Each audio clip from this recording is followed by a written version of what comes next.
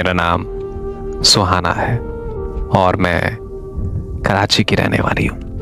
मैं अपने माँ बाप की इकलौती बेटी हूँ। अल्हम्दुलिल्लाह मैं 5 वक्त की नमाजी और तहज्जुद गुजार हूँ। मैं हर रोज़ रोज़े की हालत में होती हूँ। मुझे रोज़े रखना बहुत अच्छा लगता है। मैं शुरू से ही खामोश रहने वाली लड़की थी। मैंने किसी और से कभी भी कोई फालतू बात नहीं की। मैं अपने काम से काम रखने वाली लड़की थी। फिर मेरी टिकटॉक पर एक लड़के से बात हुई।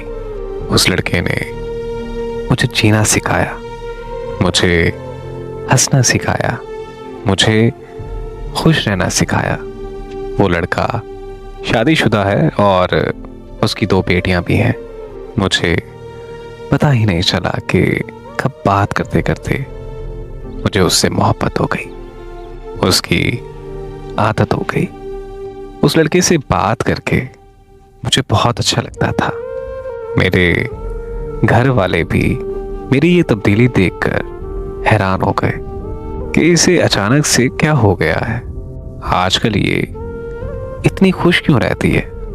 मेरे बहुत रिश्ते आते थे लेकिन मैं इनकार कर देती थी। मैं अपने बाबा से कहती थी कि मुझे नहीं करनी शादी। मेरे बाबा मुझसे बहुत प्यार करते थे। मेरे बाबा मेरा हमेशा साथ देते थे, लेकिन मुझे उस लड़के से बेपनाह मोहब्बत हो गई। मैंने उसे बता दिया कि मैं आपको बहुत पसंद करती हूँ। जवाब में उसने कहा कि मैं भी आपको बहुत पसंद करता हूँ। हम दोनों एक दूसरे से शादी करना चाहते थे, लेकिन मुझे इस चीज़ का इल्म था कि मेरे घर वाले ये रिश्ता कभी नहीं मानेंगे, क्योंकि हम सिंधी हैं और ज़ात से कभी बाहर शादी नहीं करते। मैंने बहुत सब्र किया, लेकिन फिर एक दिन मैंने अपनी अम्मी को सब कुछ सच सच बता दिया कि मैं एक लड़के को बहुत पसंद करती हूँ और उसी से ही शादी करना चाहती हूँ। ये बात सुनकर मेरी अम्मी ने मुझे बहुत डांटा। मेरी अम्मी ने कहा कि अगर ये बात तुम्हारे पापा को पता चली तो वो तुम्हें बहुत मारेंगे। फिर एक दिन अम्मी ने भी खुद ही ये सब मेरे बाबा को बता दिया। फिर एक दिन मैं अपने कमरे में नमाज पढ़ रही थी। मेरे पापा मेरे रूम में आकर बैठ गए और मेरी नमाज ख़त्म होने का इंतज़ार करने लगे। मेरी नमाज ख़त्म हुई तो मेरे बाबा ने मुझसे कहा, मेरी बेटी की सालगिरह आ रही है। इस सालगिरह पर मेरी शहजादी को क्या चाहिए। मैंने अपने बाबा से कहा कि पापा कुछ नहीं, बस आपकी दुआएं चाहिए। फिर पापा ने कहा कि मैंने सुना है कि आप भागना चाहती हो। मैंने अपने बाबा को कहा कि नहीं बाबा, ये बात आपसे किसने कह दी। फिर बाबा ने कहा कि हिजाब करो।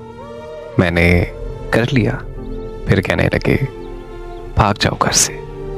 मैंने अपने बाबा से कहा नहीं बाबा, मुझे नहीं भागना। फिर मेरे बाबा ने मुझे मारना शुरू कर दिया। मुझे बहुत ज़्यादा मारा। मैं अपने रूम से बाहर सहन में आ गई भागकर। फिर बाबा ने मुझे झाड़ू उठाकर एक बार फिर से मारना शुरू कर दिया।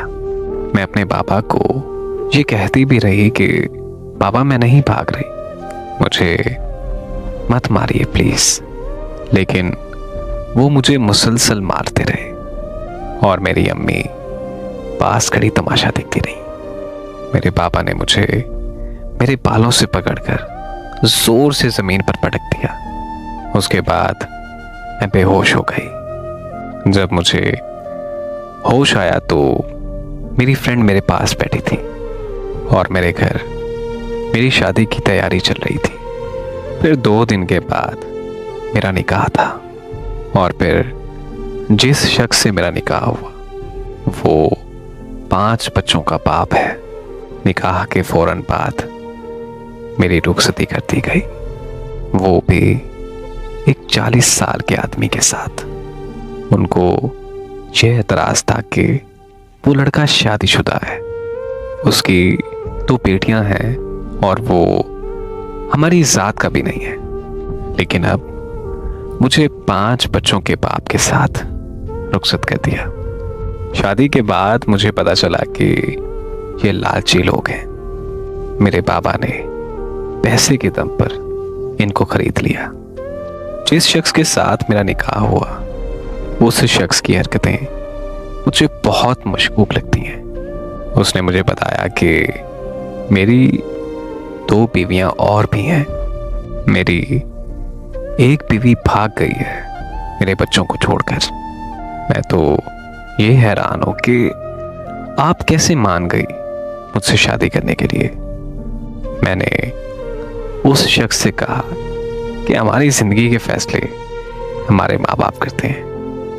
मैं इस रिश्ते से हरगिज खुश नहीं हूं, लेकिन ये मेरे पापा का फैसला है तो मैं इसे बखूबी निभाऊंगी। आप परेशान मत हो, मैं आपके बच्चों को भी संभालूंगी।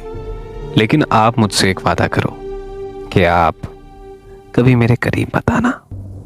मैं आपके सब काम करूंगी, लेकिन मैं आपसे ये माजरत चाहती हूं कि मैं आपको ये हक नहीं दे सकती। मेरी ये बात वो मान गया। मुझे फिर पता चला कि उसके बाहर वाली औरतों से ताल्लुकात भी हैं।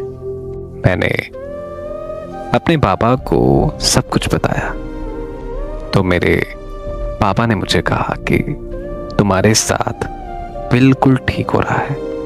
मेरी अम्मी ने मुझे कहा कि आज के बाद हमारे घर मत आना। आज मैं आप सबसे ये पूछना चाहती हूँ, क्या किसी के माँ बाप ऐसे भी होते हैं? क्या किसी से मोहब्बत करना इतना बड़ा गुनाह है कि जिसकी एक लड़की को इतनी बड़ी सजा दी जाए? मैं कभी कभी सोचती हूँ कि खुदकुशी कर लूं। ऐसी जिंदगी से तो मौत बेहतर है। मैं आप सबसे हाथ जोड़कर गुजारिश करती हूँ कि मेरे लिए दुआ कीजिए कि मुझे सब्र आ जाए।